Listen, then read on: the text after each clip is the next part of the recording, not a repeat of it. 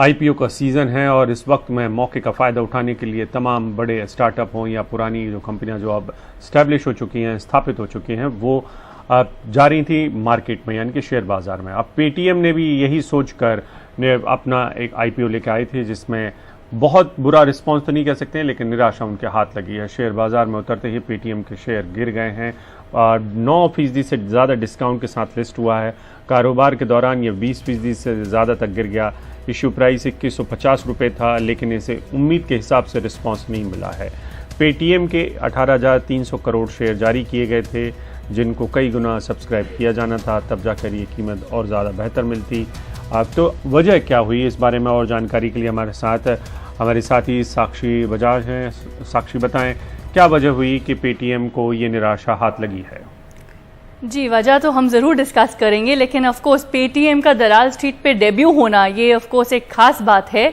ये of course जो बहुत ज़्यादा इसके लिए एंटिसिपेशन थी, बहुत लोग इसको बहुत नज़दीकी से देख रहे थे, बहुत उम्मीदें थी। तो ये थोड़ा सा इन्वेस्टर्स जो लिस्टिंग प्राइस है उससे थोड़ा जब स्टार्ट हुआ, जब ये स्टॉक मार्केट की लिस्टिंग प्राइस हुई 9% डिस्काउंट पे, जैसे आपने कहा, जो ऑफर प्राइस था वो 2150 रुपये पर शेयर का था और जो लिस्टिंग प्राइस था वो 1955 रुपये पर शेयर का था बॉम्बे स्टॉक एक्सचेंज पे।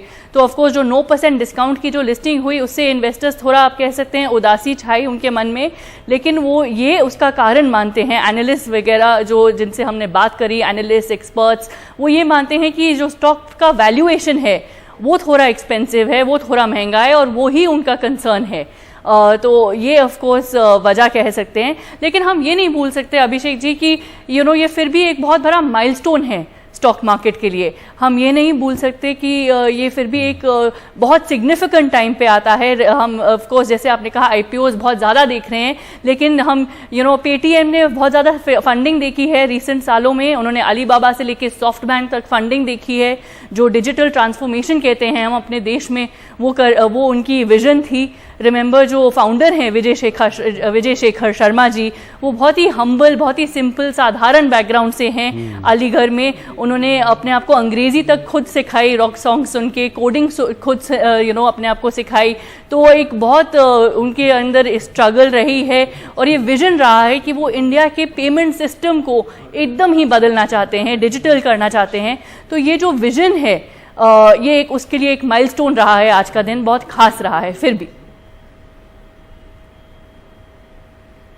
बिल्कुल। और दूसरी बात ये भी कि पेटीएम के बहाने कि आईपीओ की बहार बहुत ज़्यादा है और निवेशकों को कई बार बहुत सारी सलाह दी जाती हैं। तो पेटीएम के बहाने क्या क्या सलाह निवेशकों के जो जानकार हैं वो इस वक्त में दे रहे हैं, जो खुदरा निवेशक हैं, यानी कि रिटेल इन्वेस्टर हैं, उनको? जी, जो इन्वेस्टर्स हैं वो अभी थोड़े कॉशियस हैं। ऑफ कोर्स एक्साइटमेंट बहुत है क्योंकि ये सिग्निफिकेंट माइलस्टोन रहा है।